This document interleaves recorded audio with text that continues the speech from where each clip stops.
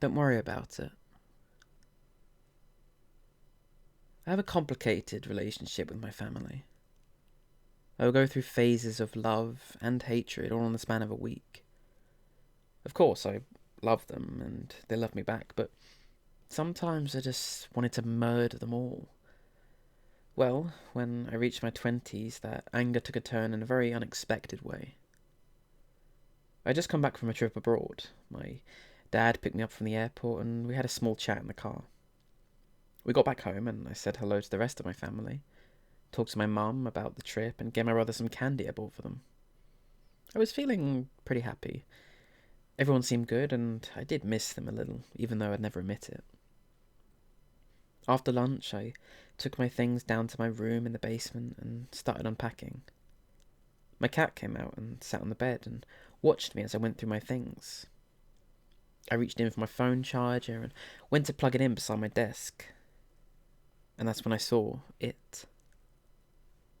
I dropped the cable and screamed. My cat jumped off the bed and ran out of the room, and I followed quickly after. I slammed the door behind me and sprinted upstairs, calling for my parents. When I got to the top of the stairs, my dad was sat watching TV and my mum was reading a book in the garden. There's something in my room. There's something down there. My dad looked up from his show and met my eyes. I was distraught, but his expression barely changed. All he said was, "What do you mean?" My parents had a hard time trusting my words, so I said, Please, just go look." So I followed them down into the cellar, just behind them looking over their shoulders, and they opened the door to my room.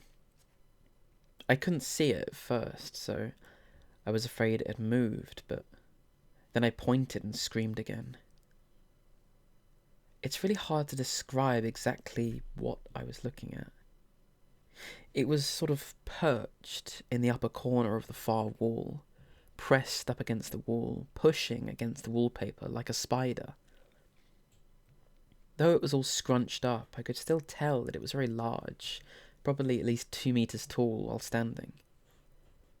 It certainly would have been ducking where it stood, but it was sort of clinging onto the walls as if it was stuck there. My room was fairly well lit, with the sunset still glowing through the narrow windows and a small lamp near my bed. But even with moderate illumination, the creature's skin was completely jet black. It didn't seem to reflect light at all. No shine, no texture, just a black void. It was humanoid, but certain parts were sort of off. Like its elbows and knees were backwards, with incredibly slender limbs. There were no claws or horns or anything particularly threatening, except for an extra limb that protruded from its chest. I couldn't tell whether it was a kind of tail or an extra arm, but it swayed side to side like it had a mind of its own. I couldn't tell whether it was purely bone or just incredibly skinny. Either way, its thin frame stretched all the way up to the ceiling, with the tip of its spine protruding from behind its head. Its head. God. It was this rounded mass with no clear start or end. There were no ears, no nose, no distinguishable features, except for two. Its dark, toothless, gaping mouth, with a slight grin, and then its eyes. There was a mass just above them, like a single enlarged eyelid, but it was open, revealing the two snow-white eyes. All it did was stare at me. It was like falling into purgatory the more I looked. I had to look away several times, but every time I glanced back, its eyes met mine. Though it was certainly alive, it didn't move aside from the tail thing, and it was completely silent. It didn't breathe, it didn't groan, just a dark, noiseless mass. That... what the fuck is that?" I said, pointing straight between its eyes. It seemed to follow my finger with it, but never moved its head.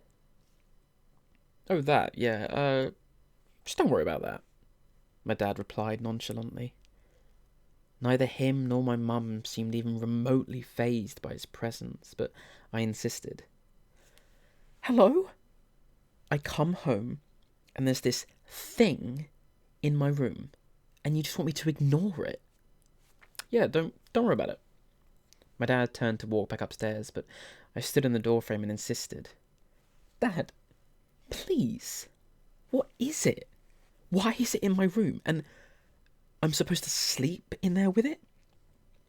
Look, just unpack, come get some food, and then get some sleep.